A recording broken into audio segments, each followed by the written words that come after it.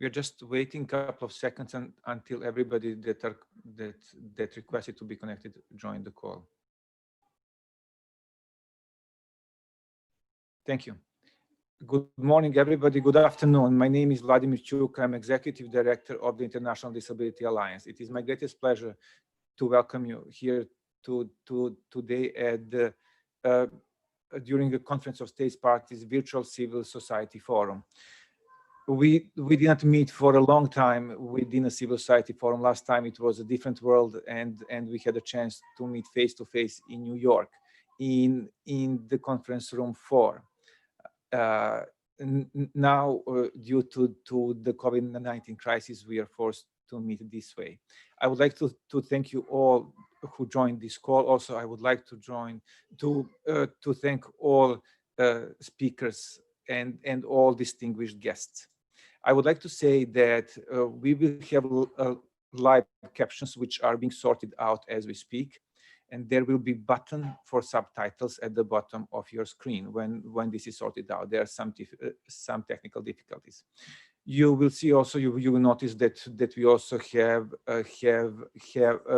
have international sign. Finally, I want to confirm that this event will be recorded. Let me start with the program today. I would first like to welcome Ana Lucia Arellano, who is the president of the Latin American Network of non-governmental organizations of persons with disabilities and their families, as well as the president of the International Disability Alliance. Floor is yours, Ana. Thank you very much, Vladimir. Good morning, Your Excellencies, ladies and gentlemen, colleagues and friends. Greetings from Quito, Ecuador, Latin America. It is such a pleasure to be here with you all in this virtual way. It has now been a year and a half since we have all gathered in this forum. At our last meeting in June 2019, we were celebrating some successes, a number of long-term advocacy efforts of organizations of persons with disabilities. AIDA and their partners had recently come to fruition. The UN Disability Inclusion Strategy was adopted, mandating the UN system to consult and partner with OPDs. The UN Security Council resolution on the inclusion of persons with disabilities in responses to armed conflict was adopted after years of advocacy. UN humanitarian response became more inclusive of persons with disabilities through the Interagency Standing Committee guidelines on inclusive humanitarian action for persons with disabilities. At our last meeting, state parties were becoming increasingly successful in implementing the Convention on the Rights of Persons with Disabilities. And a number of governments, bilateral organizations and networks, including the GLAD network, were prioritizing investment in disability inclusive development and humanitarian response.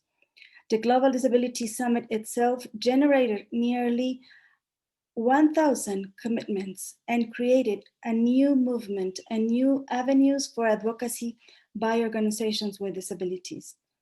And with these various commitments, we have also entered a phase of accountability.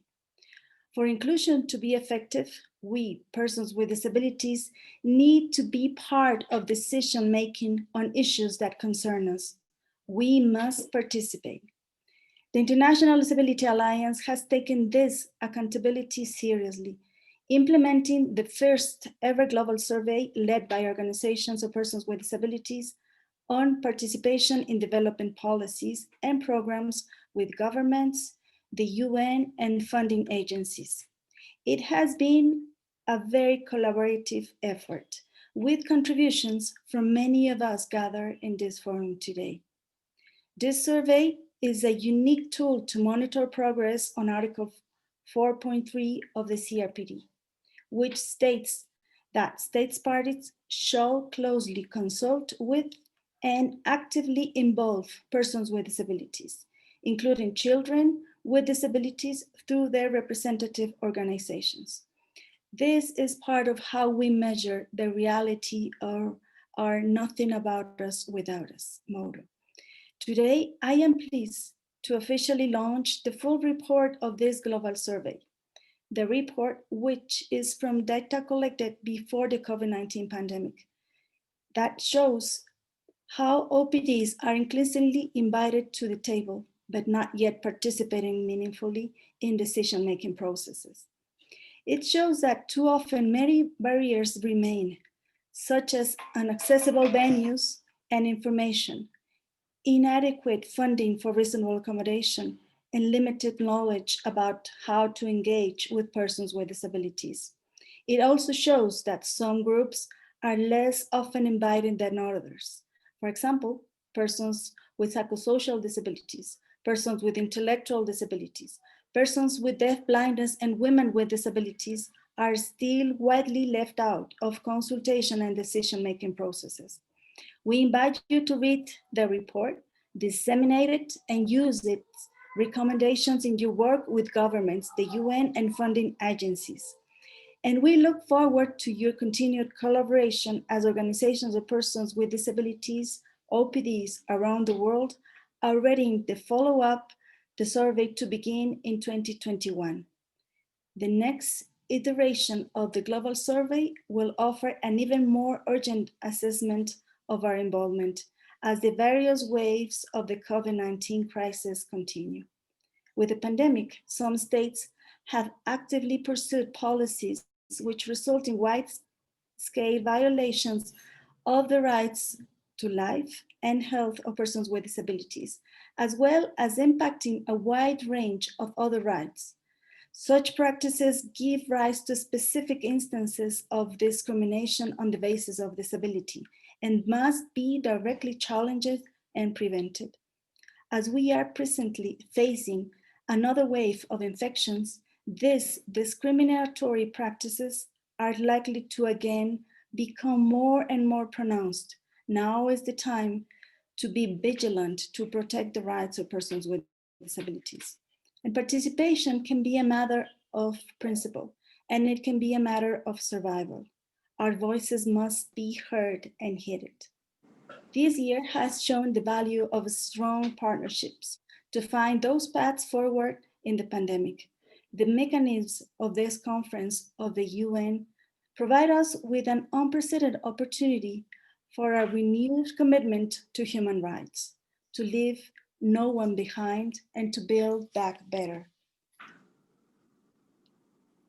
Your Excellencies, ladies and gentlemen, colleagues and friends, today, on the eve of the International Day of Persons with Disabilities, I also have the pleasure to brief you about the most recent step adopted by the International Disability Alliance to combat discrimination and exclusion during the distribution of COVID-19 vaccinations. I don't think there is anyone who doubts that persons with disabilities are experiencing exclusion, discrimination, and neglect during the response to the pandemic. We don't want this to be the case in the dissemination of COVID-19 vaccinations. So today, as the outcome of consultation with all of our members, we are launching a short paper including 8 key recommendations about access to COVID-19 vaccinations for persons with disabilities and their support network. We call all policymakers and healthcare planners in every region and in every country to include persons with disabilities and support networks of their choice in priority groups to receive vaccinations, and to make sure that all persons with disabilities can access vaccinations on the basis of accessible and understandable information through informed consent. We called on the United Nations, included the World Health Organizations, to issue clear and strong recommendations in this regard, and to take all necessary measures to ensure that governments comply with their obligations to persons with disabilities with regard to priority access to COVID-19 vaccinations and related information and processes. Of course, This would not be feasible without participation of organizations of persons with disabilities. International organizations and governments must ensure that persons with disabilities and their representative organizations meaningfully participate in policymaking and planning on distribution of COVID-19 vaccinations and related processes. Organizations of persons with disabilities must be properly resourced to become partners in the rollout of information campaigns, for instance, by reaching out the most marginalized people and ensure their messages are clear, inclusive, and accessible. We look forward to work with all of you and each of you to make sure that persons with disabilities are not left behind again, this time in accessing COVID-19 vaccinations.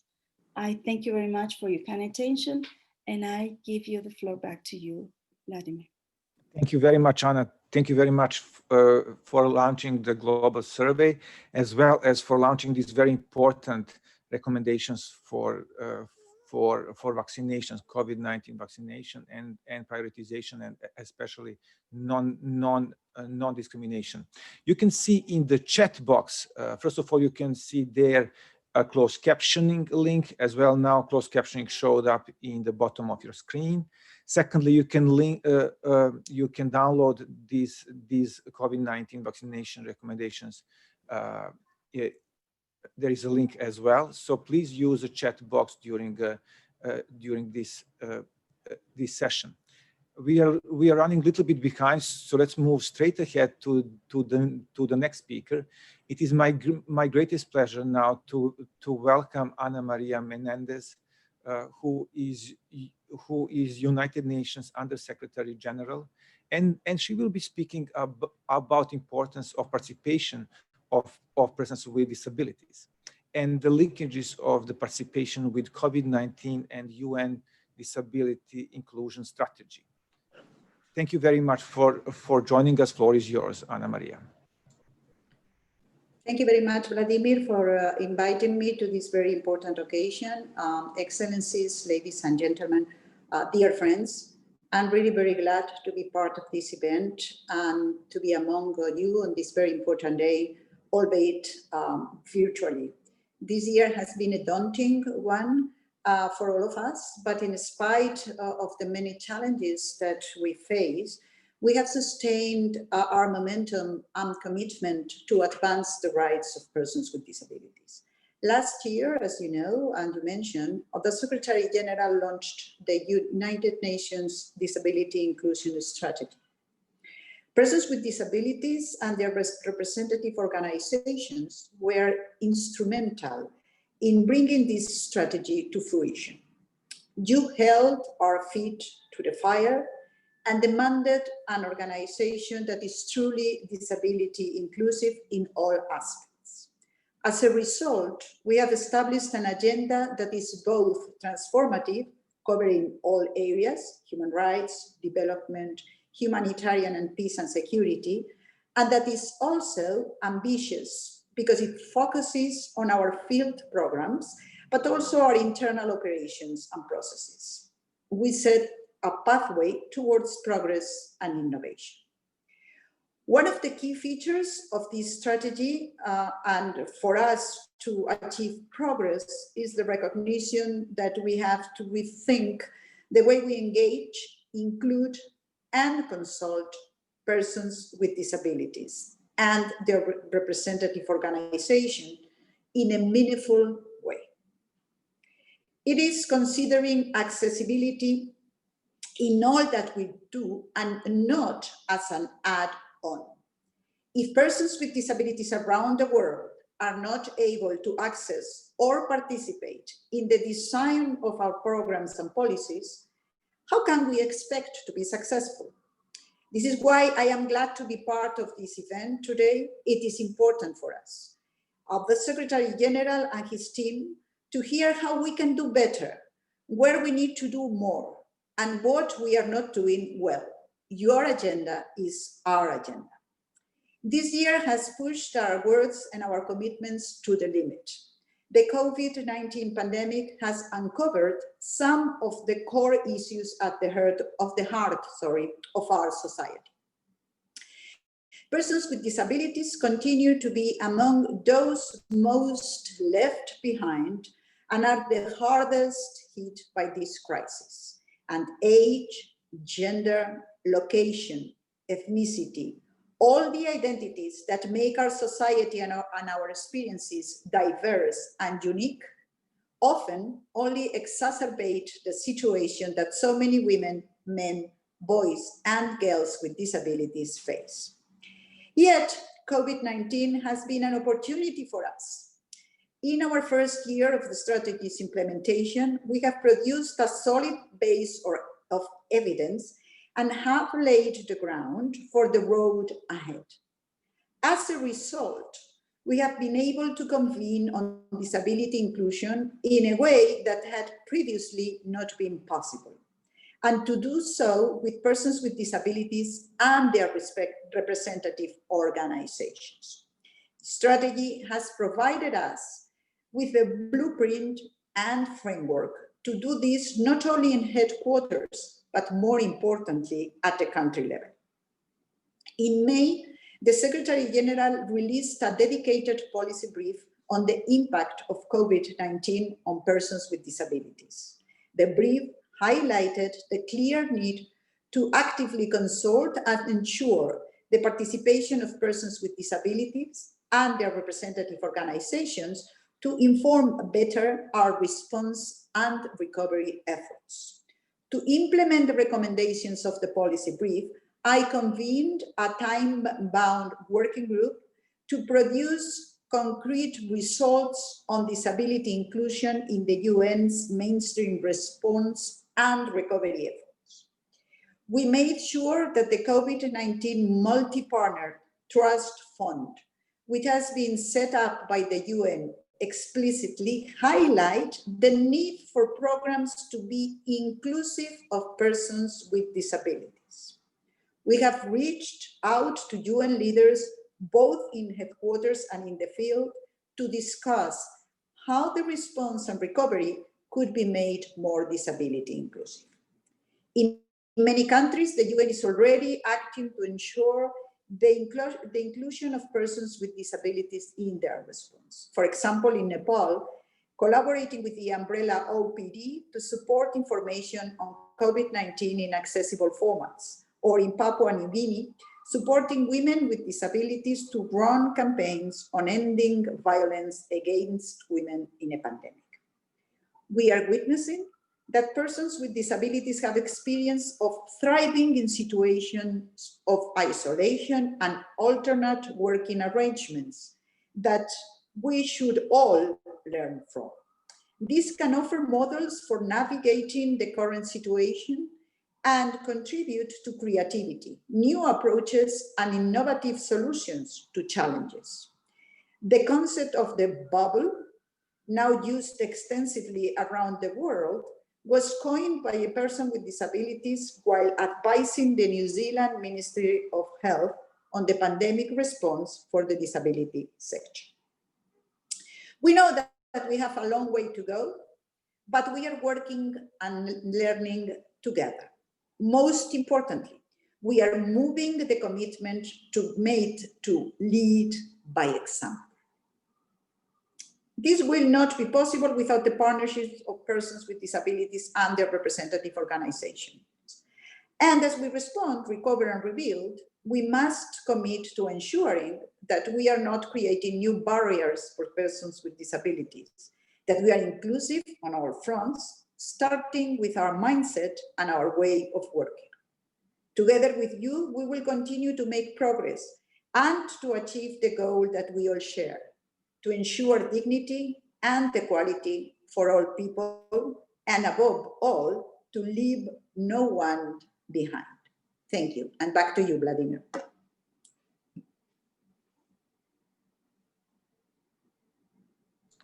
Thank you very much, Ana Maria. Thank you for your presentation and for reminding us of the role that organizations of persons with disabilities and people with disabilities themselves need to play in a consultation process, and how they need to be included in all phases of programs development and implementation. Thank you very much for this for this presentation.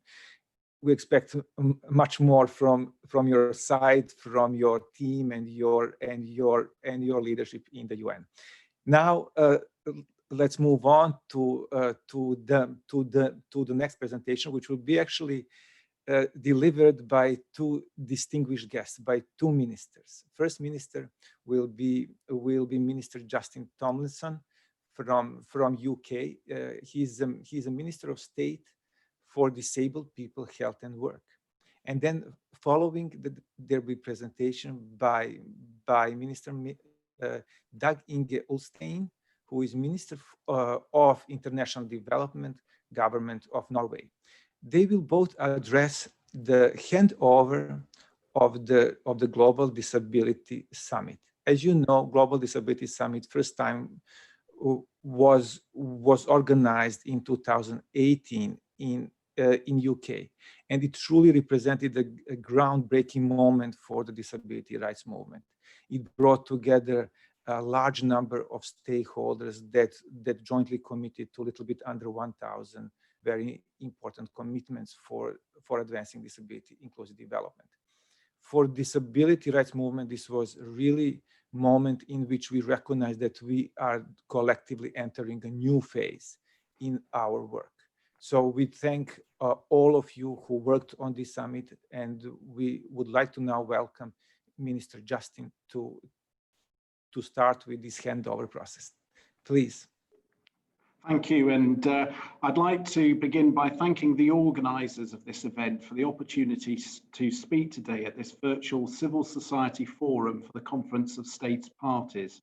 It's a huge honour and privilege to be here as the UK's Minister for Disabled People.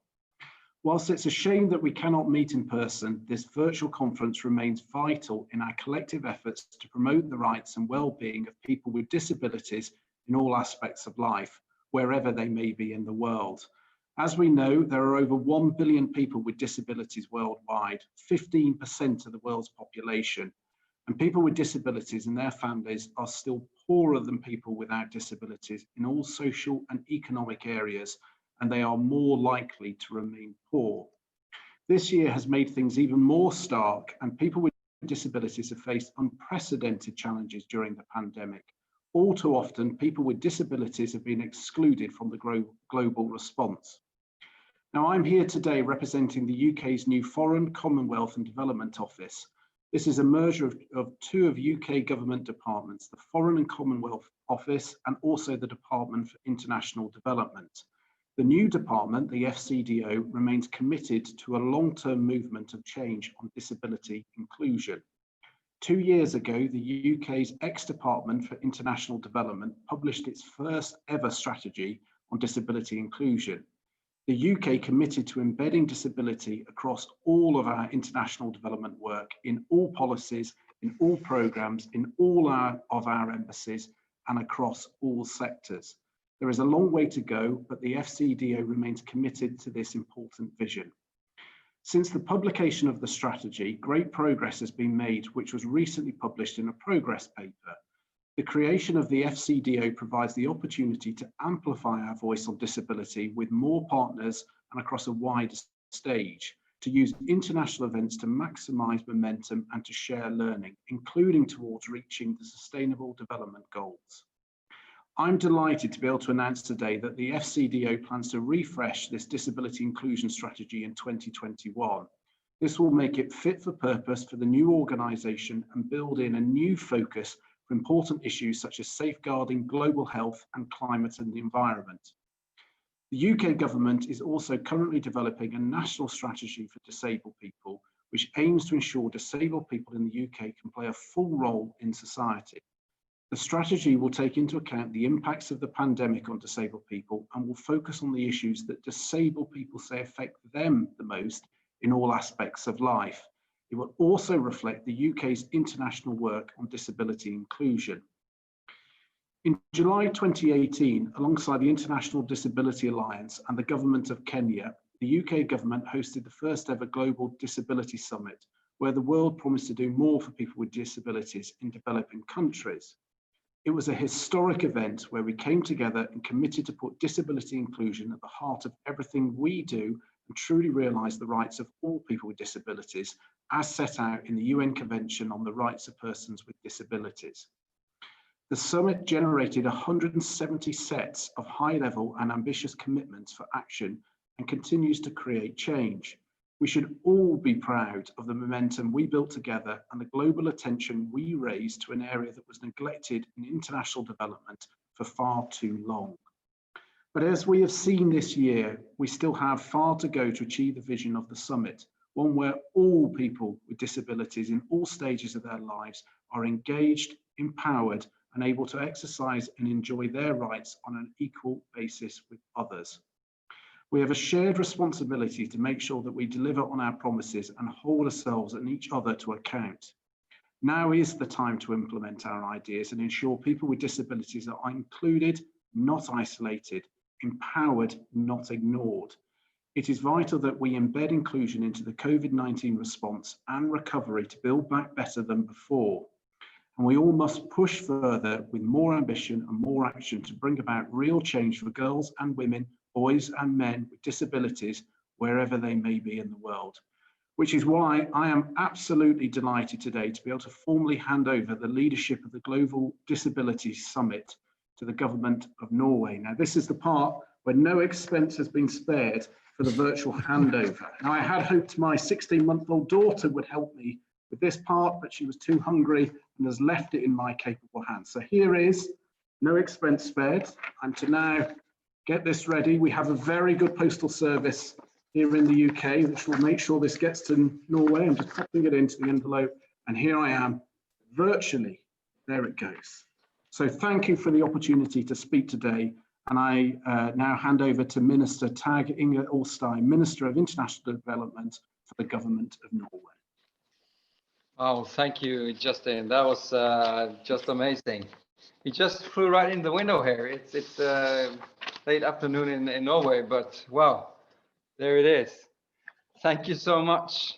And it's such a privilege to be together with all of you here today. So again, dear friends, thank you so much for facilitating this, and thank you for very important messages shared already from all the participants.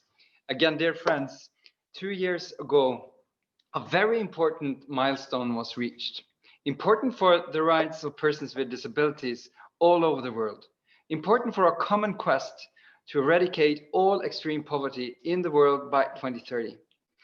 Let me therefore direct a warm thank back to the UK for having organized the first Global Disability Summit ever, together with Kenya and the International Disability Alliance.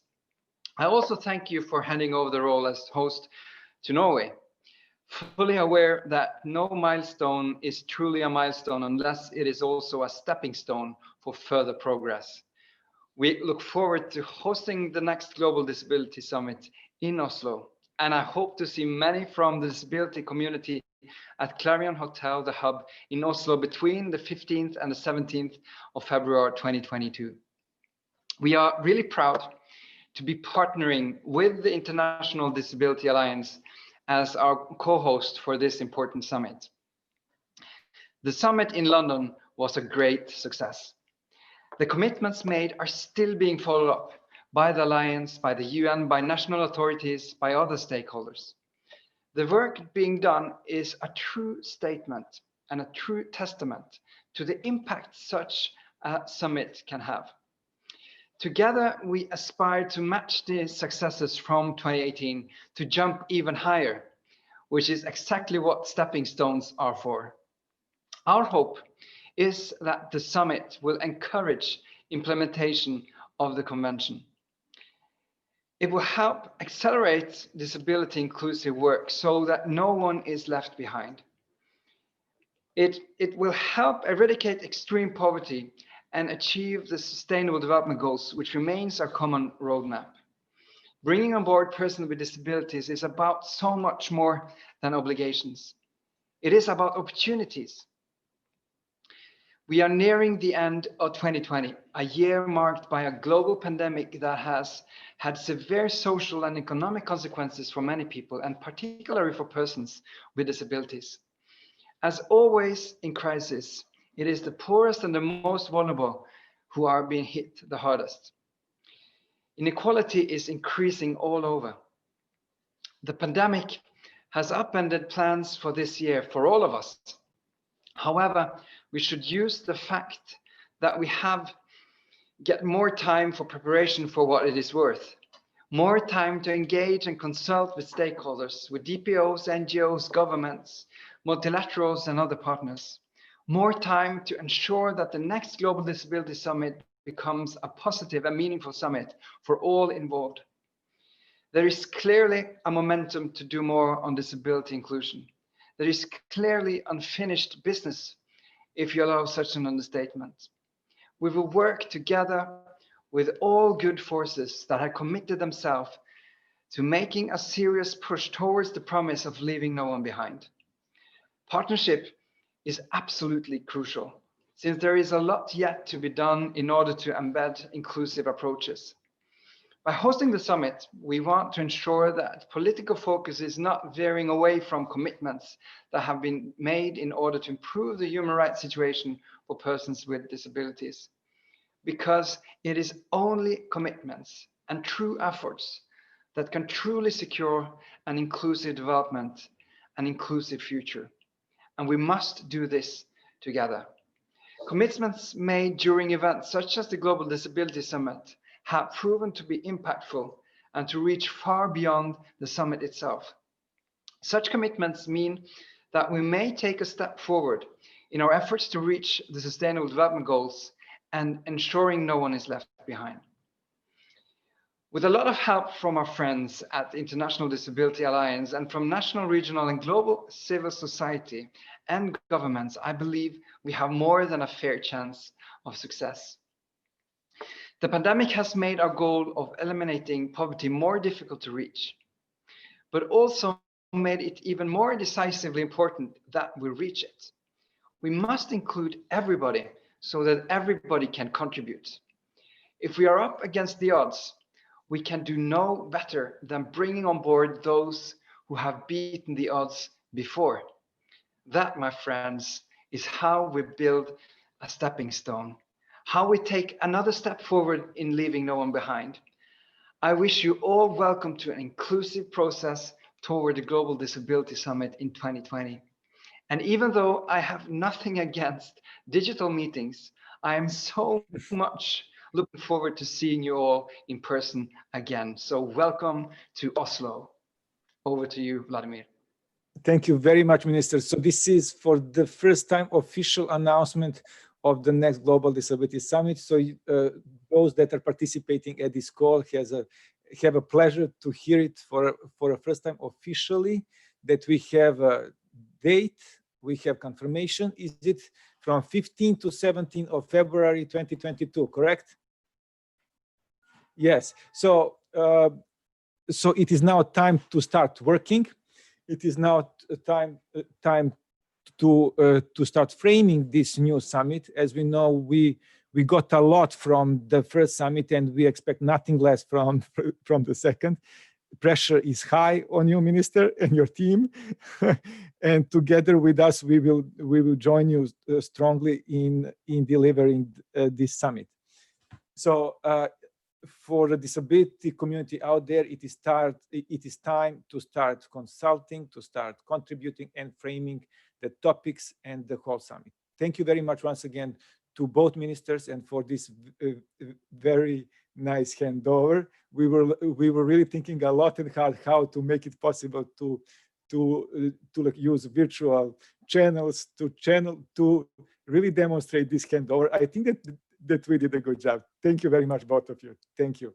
Now we can move to the next speaker, and it is my greatest pleasure to now welcome Mike Peters. He's a dear friend. He's a PhD and the Chief Executive Officer of the International Paralympic Committee. This is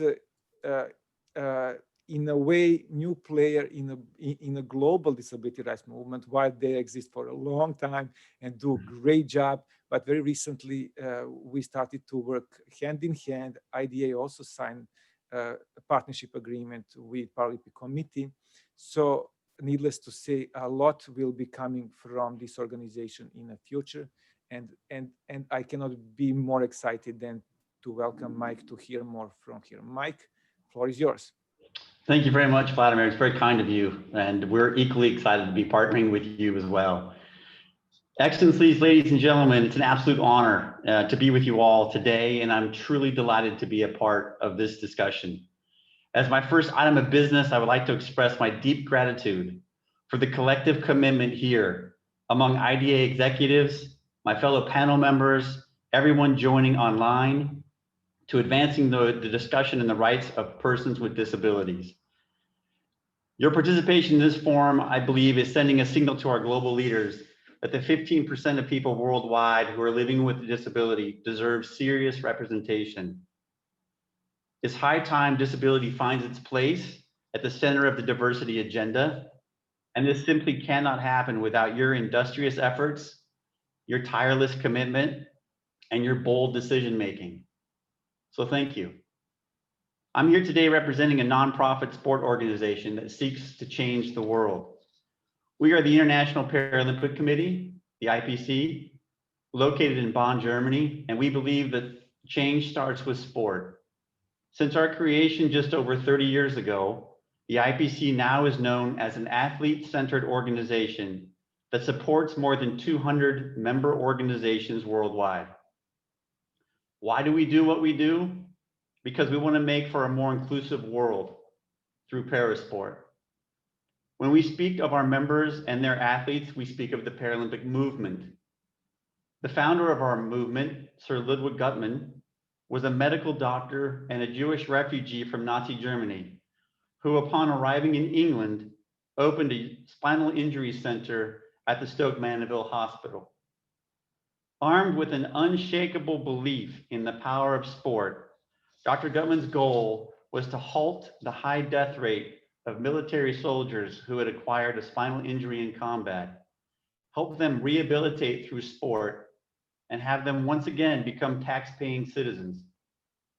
Since the first edition in Rome, Italy in 1960, the Paralympic Games have grown exponentially in size and scale. Today, the Paralympic Games provide a platform for para-athletes to showcase their outstanding talents to millions of spectators and billions of TV viewers. Thanks to the unique combination of ever-improving athletic performance and increasing global awareness, the Paralympic Games are today firmly established as the third largest sport event in the world in ticket sales. And perhaps more importantly, the world's #1 sport event for driving social inclusion. So why am I here today? Because we want to join in. We want to be a part of the solution and contribute our efforts to building back better. Make no mistake, we're a sport organization. We do not come with all the answers, nor do we pretend to do so. However, we have good reason to believe that the Paralympic Games have a special role to play in advancing the rights of persons with disabilities and supporting efforts of building back better. And we do see our work contributing to furthering the global fulfillment of the Sustainable Development Goals. As a matter of fact, the Paralympic Games boast a strong track record of transforming attitudes, cities, countries, and the lives of millions of people around the world. In light of the COVID-19 pandemic and its disproportionate impact on persons with disabilities, we believe the Tokyo 2020 Paralympic Games may be our most important games in history. With 4,400 athletes planning to participate in these games in August of 21, with an estimated TV audience of more than 4 billion, these games will showcase para-athletes testing their bodies to their absolute limits and redefining the boundaries of possibility. Just this morning, we were able to grow the audience for the games by over 150 million people when we announced that the IPC will broadcast the Tokyo 2020 Paralympic Games free-to-air access in sub-Saharan Africa. We do these things like this because we want to raise awareness of parasport and its athletes to more people in the world. Viewers of these games will witness firsthand the power and promise possible when children, teenagers, and adults with disabilities are provided equitable opportunities to play.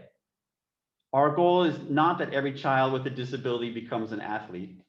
Instead, we hope children and adults alike might discover a new hero, one who shows the power of leaning into and celebrating difference, of finding strength where others see weakness, of discovering wholeness where others only see deficiency. Our games are a gateway to trying new things. For some people, including persons with a disability, the games might help them find a way to start exercising. For others, the impact may not be limited to sport. It might be that the games encourage individuals to finally try out that interesting hobby or apply to that program of their dreams. Whatever the case may be, our bet is that the Paralympic Games and the athletes who compete in them will encourage people to seek their full potential. Equally important, we hope that the Paralympic Games will help alert people to the fact that it's everyone's responsibility to challenge outdated policies, practices, and views of persons with a disability. That it is time to face facts, remove barriers, and ensure we are building back better. Finally, the IPC and para-athletes alike subscribe to the fundamental principle of nothing about us without us. As a two-time Paralympic athlete myself, I want to encourage all of us once more to reflect and act on this principle. The time to listen and engage persons with disabilities is now. Thank you once again. It's been my sincere pleasure to join you.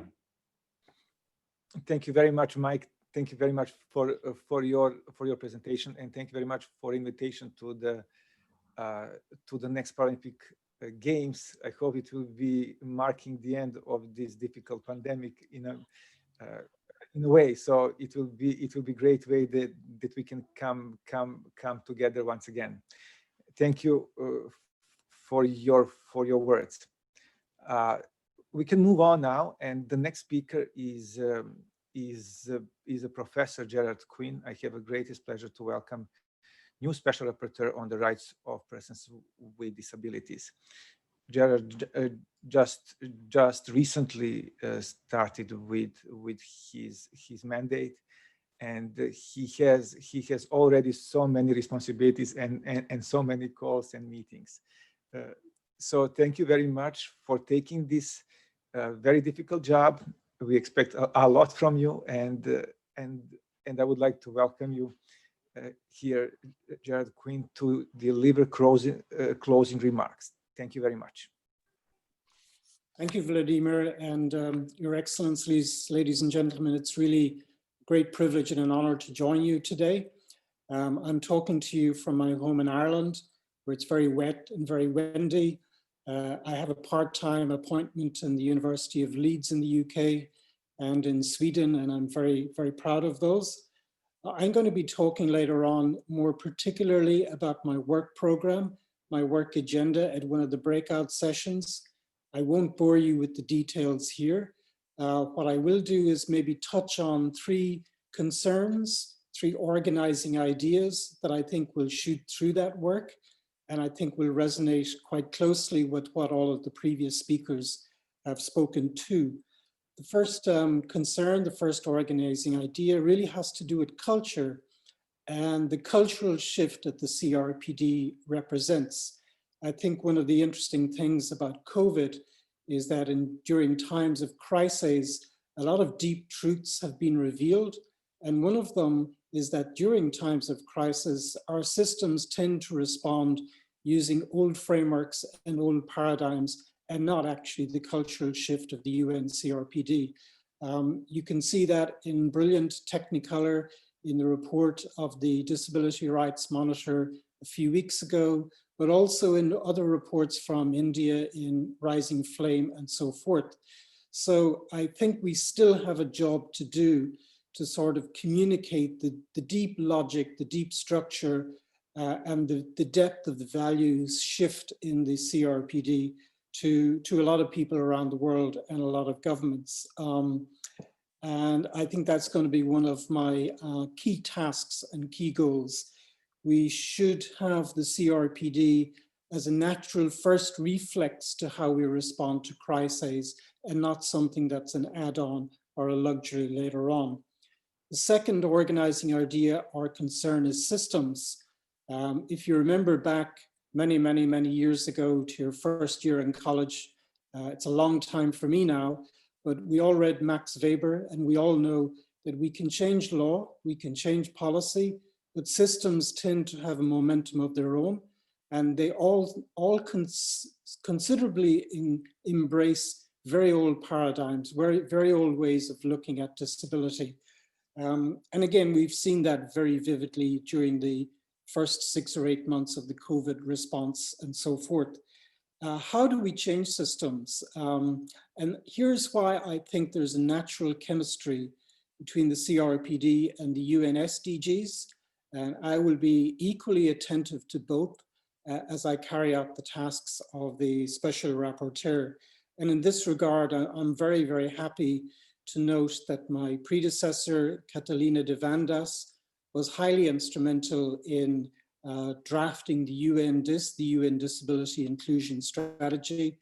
I very much see that as an intentional effort to embed the DNA of the CRPD deep into how systems react and respond. And I look forward to continuing that work, which I consider extremely important. Lastly, process. And many speakers have focused on this, and I won't belabor the point, but suffice it to say that Article 4.3 of the Convention, in a very novel way, sets out a vision of co-production, of the active involvement of power in government, with the voice of civil society, and to a certain extent, with fresh thinking, fresh ideas and innovation that comes from outside, for example, from national human rights institutions or research think tanks and so forth. And I'm very gratified to see the governments of UK, Kenya and Norway take that to the next level and produce concrete steps forward through the summit 2 years ago and the summit to come in Oslo. So without further ado, and I will talk in more detail about our work program later on, let me just leave you with one thing on the agenda that I think will be of particular interest. I do intend convening a global gathering of regional organizations and regional groupings of states. There was a proposal put forward in the drafting of the CRPD that we should have an article on regional arrangements as like force multipliers of the CRPD values. Unfortunately, that didn't come to pass. Nevertheless, it doesn't preclude us actually looking at what regional bodies are doing to try and drive forward the values of the CRPD and give them more practical expression closer to home. We've all seen the Organization of American States, the African Union, European Union, ASEAN do tremendous work on disabilities, but we've not joined up the dots. And we've also seen looser groupings of states do incredibly important work, including the British Commonwealth, the Group Francophonie, the Ibero-American Network of States on Disabilities. So I think that's one thing I would love to learn from you about, and perhaps you can contribute and help shape that global convening. So without further ado, I'll hand you back to Vladimir, and thank you again, Vladimir, for organizing this. Thank you very much, Gerald, for giving closing remarks and indeed very important statement about bringing CRPD to the regional level. This is something that we at IDA discuss very much. So let's reconvene another time, like you said, and discuss this in a more systematic way. Thank you very much. Now, I would like to really thank all the speakers, all the distinguished guests that join us today. Next, I would like to thank captioners, interpreters as well. I would really like to extend my thanks to Civil Society Coordination Mechanism, which behind the scene designed this session, negotiated and gave a good recommendation on the speakers and the formulation of the Civil Society Forum this year, as well as previous years. So thank you very much to the members of the Civil Society Coordination Mechanism. We have now just a couple of more minutes. We are very much on time, which is a first. I have to say, it's a great news. But now we have a time to really introduce a little bit the sessions that will be happening over the next 2 hours. So there will be 4 sessions all together. 2 concurrent breakout sessions will be held in the first hour that will start at in 6 minutes, and then the following 2 concurrent sessions will start 1 hour later. Closed captioning and the international sign will be provided for all 4 sessions. Let me just briefly introduce. In 5 minutes, there will be 2 sessions starting that will be concurrent. One is living in urgent mode. How to safeguard disability rights achievements in era of COVID-19, climate crisis, and ongoing armed conflicts. This is very timely and very important session. Next, equally important session is the future of disability inclusive development, with the focus on the power of data and partnership to meet the sustainable development goals. So this will be all happening in the next 1 hour. Following that, there will be 2 more concurrent sessions. One is Leave No One Offline. I found it very creative title, on digital inequalities and addressing barriers to full participation and inclusion online. And second concurrent session is CRPD Human Rights Advocacy, focusing on key developments and emerging issues and challenges from the Human Rights Council and the WHO, CRPD, and other treaty bodies, as well as many other structural issues such as treaty body review process. So now you know there are links on the right side in the chat. So if you want to take a couple of minutes and just choose one of the sessions that will be coming up now in 4 minutes now, and join the session that is most appealing to you. So it will start right now with living in urgent mode, and the second session is disability inclusive development session. So simultaneously in the chat box you will see also links to the COVID-19 vaccines position paper, as well as the global survey. Once again, I would like to thank all of you who joined this meeting, and I wish you a very nice day, a very good week as well, and stay safe. We are hopefully seeing the end. We are hopefully seeing the light at the end of a tunnel. Some of the countries are launching vaccines, and hopefully this nightmare will be over soon. Thank you very much, and have a wonderful day. You will have a couple of minutes to maybe have a short bathroom break before next sessions. Thank you very much.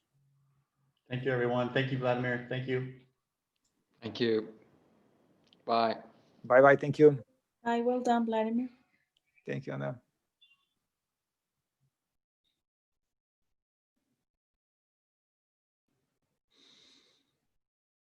Mm.